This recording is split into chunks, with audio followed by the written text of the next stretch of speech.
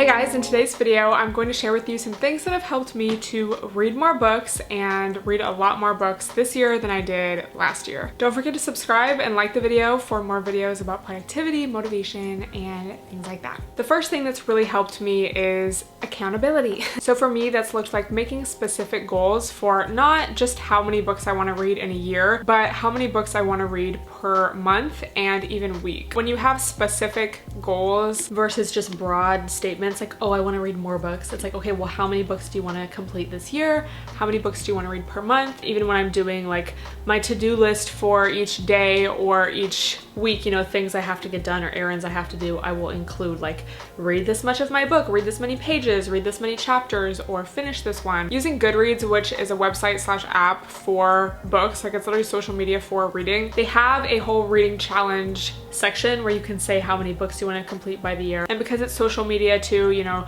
you're following your friends or like people who have common interests as you. A lot of you guys follow me on there. It's kind of nice to have that community, and it also helps you stay accountable because I don't want to be embarrassed, like what if I didn't complete my reading challenge goal.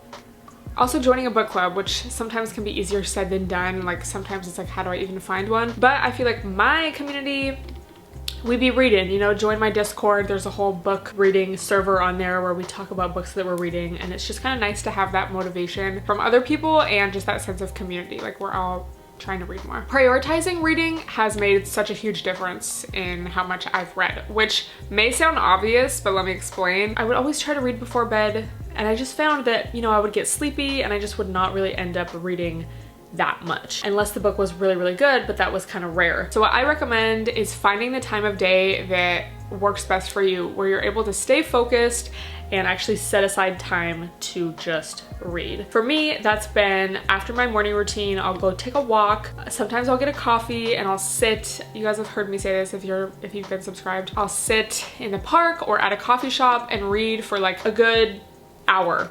Sometimes it's not always that long. Sometimes it's longer depending on my day and my schedule, but just carving out that time to specifically do that, it just makes it so much more of an enjoyable experience too, because you know, I love doing things for the aesthetic, and if I actually am somewhere cute and I have the like idea of like, oh, I'm so cute reading at this coffee shop or in this park right now, it makes me want to stay there and do it, versus before I was just feeling rushed. Oh, I'm sleepy, oh, I have to get through this page, and it just was not fun. If you can read before bed and you can read a lot and that works for you and you can stay focused, that's amazing. I think it's just all about doing what works best for you. With that being said, sometimes I do like to read before bed because I try not to go on my phone right before bed. So what I have been doing is reading like a children's book before bed. Recently, I've been rereading all of the Little House books. Let me know if you've read them, but I have never read them as an adult.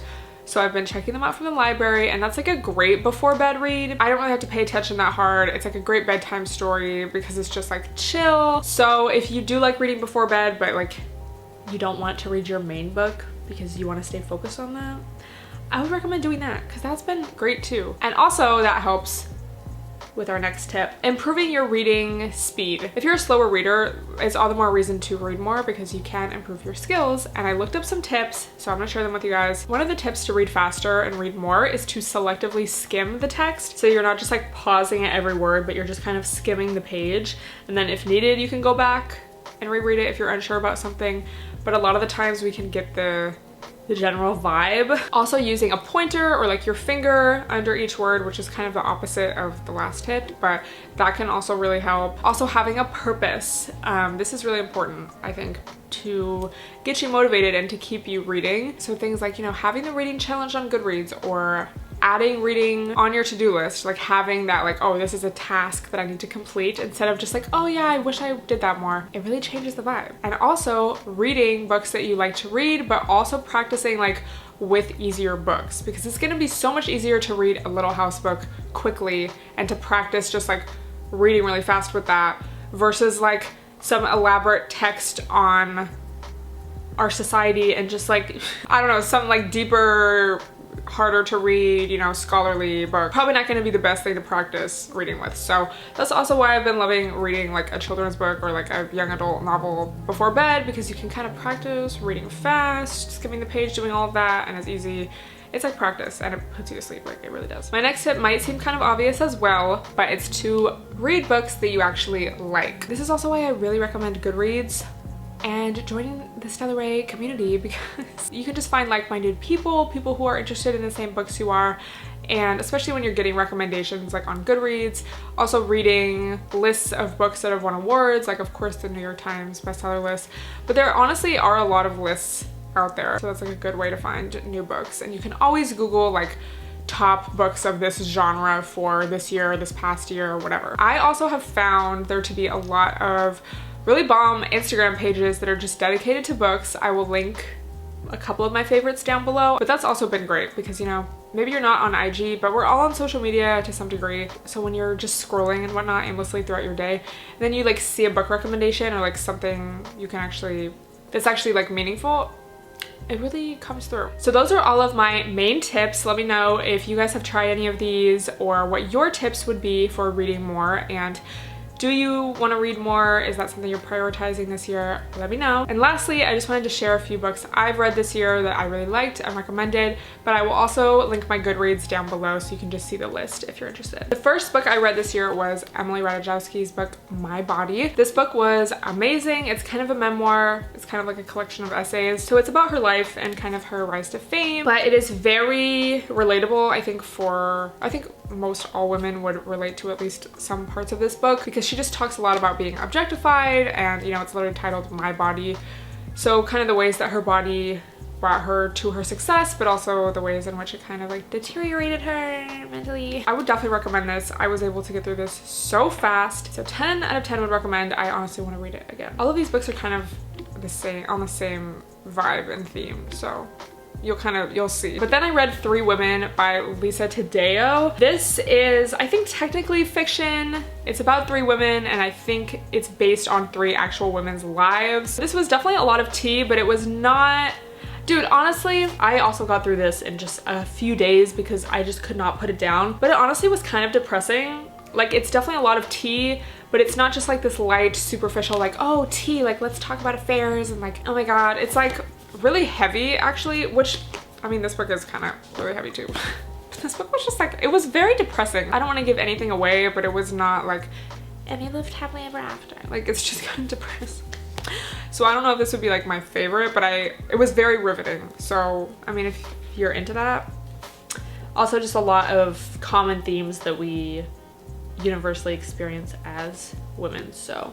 Then I read All About Love by Bell Hooks. I feel like I talked about this book a lot as I was reading it. This is a classic, I feel like everyone should read this. It just talks about, she talks about so many issues that are so relevant to this day, from patriarchy to capitalism, greed, relationships, you know, gender roles, community. It's just amazing. 10 out of 10, like, oh my God. It's like, I feel like if I were to highlight this book, I would just be highlighting like every page, and not depressing, you know, like it actually gives you some hope, but not in a unrealistic, fake spirituality, toxic positivity way, you know? So we love. I definitely want to read more of her books. I recently finished Demi Moore's memoir, Inside Out, and I actually read this because she talked about it in this book, but this was also really good, kind of the same vibe as My Body, just in the sense of, you know, she talks about her rise to fame, going throughout her whole life. It's not like I'm a Demi Moore fan or like, oh my God, yeah, I just want to know everything about her. But I think just because she talks about so many relatable issues, you know, as women, and then she also talks about her problems with addiction throughout her life, problems with family. It's also just, this was a really good read. I finished this pretty fast too. And there was just so much that I didn't know about her. So love a memoir, and love, like, just kind of that vibe kind of with both of these books of like the real, like what the industry is actually like, especially for women, and just how so often, you know, young actresses and models are just portrayed as having, oh, the best life ever, and like everyone loves them and they just have whatever they want and they're beautiful, but how, I don't know, how it's actually pretty gross, and how so many men just try to take advantage of them, just like the dark underside of like Hollywood and everything like that. So if you're into that, I would recommend both of these books. I am currently reading, I'm only like a chapter in, I actually need to read today, because I didn't go on my walk to read my book and drink my coffee today. But anyway, switching up the vibe, but kind of on the same theme of like women and social issues. Angela Davis's Women, Race, and Class. Definitely again, it's like all these books are kind of have similar themes, but they're all kind of different.